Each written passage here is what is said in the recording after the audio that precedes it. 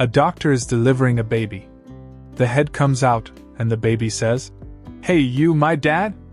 The doctor is shocked, says no, and the baby shoots back inside the mother. The doctor calls the gynecologist over to have a look. Again, the baby's head pops out. "Hey, you my dad!" The gynecologist says no, and the baby shoots back inside the mother. The doctor and gynecologist decide they better get the father, who was too squeamish to be in the delivery room. Abby's head pops out again. "Hey, you my dad?" Father: "Yes." Baby: "Well, come here." A tiny arm squeezes out, and he starts to punch the top of the father's head nonstop while shouting, "How would you like this to happen every night of your life?" A British couple decided to adopt a German baby. They raised him for years. However, they began to get worried because he never spoke, and they believed that he was mentally handicapped, going so far as to take him to therapy, which was fruitless. Then, when the child was 8 years old, he had a struggle and said, "It is a little tepid." His parents, of course, shocked that he was suddenly speaking, asked, "Wolfgang, why have you never spoken before?" To which the child replied, "Up until now, everything had been satisfactory." A woman gets on a bus with her baby. While trying to pay for the bus fare, the bus driver made a comment about how ugly the baby was. Mad about the comment the bus driver made, the lady was huffing and puffing and was clearly upset when she sat down. "What's wrong?" said the man next to her. "The bus driver said something that offended me," she said. "Well, that's not right. Bus drivers are public servants.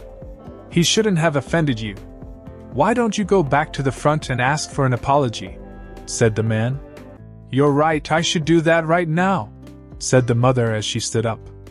"Good for you," the man replies. "Now let me hold your monkey." Two babies were sitting in their cribs when one baby shouted to the other, "Are you a little girl or a little boy?" "I don't know," replied the other baby, giggling. "What do you mean you don't know?" said the first baby. "I mean, I don't know how to tell the difference," was the reply. "Well, I do," said the first baby, chuckling. "I'll climb into your crib and find out." He carefully got himself into the other baby's crib, then quickly disappeared into the blankets. After a couple of minutes, he resurfaced with a big smile on his face. "You're a little girl, and I'm a little boy," he said proudly. "You're ever so clever," said the baby girl. "But how can you tell?" "It's quite easy, really," replied the baby boy. "You've got pink socks, and I've got blue ones." Papa Bear and Mama Bear are getting divorced. You know Goldilocks and the Three Bears? Well, Mama Bear and Papa Bear are getting divorced. In court, they bring in a baby bear. The judge puts Baby Bear on the stand and asks him who he'd like to live with. "Well, not Papa Bear, he beats me," says Baby Bear. "So Mama Bear?" asks the judge. "Oh no, she beats me even worse than Papa Bear," says Baby Bear. "So who would you like to live with?" the judge asks curiously. "My Grandma Bear is in Chicago," says Baby Bear. "Your Grandma Bear doesn't beat you?" asks the judge.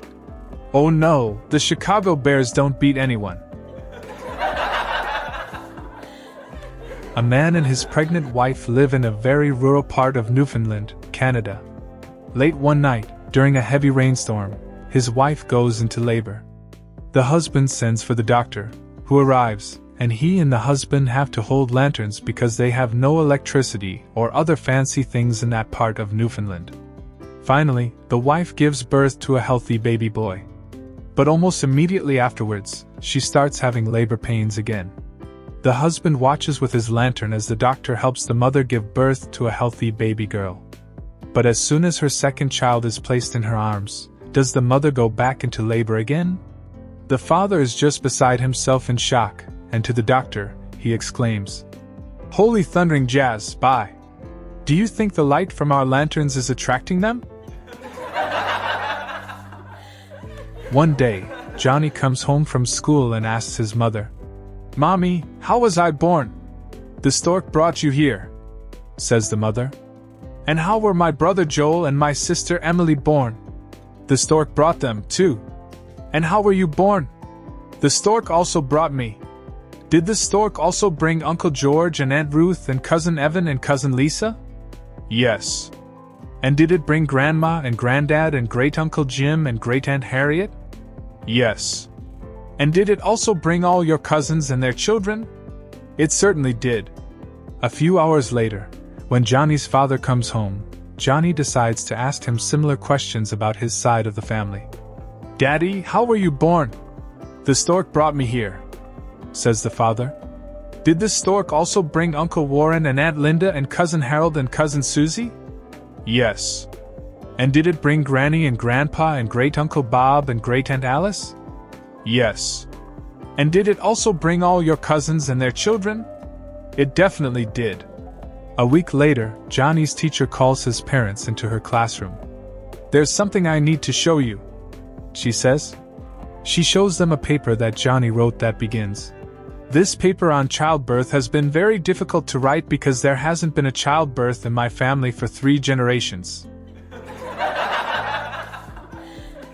A woman goes to her doctor, who verifies that she is pregnant. This is her first pregnancy. The doctor asks her if she has any questions. She replies, "Well, I'm a little worried about the pain. How much will childbirth hurt?" The doctor answered, "Well, that varies from woman to woman and pregnancy to pregnancy. And besides, it's difficult to describe pain." "I know, but can't you give me some ideas?" she asks.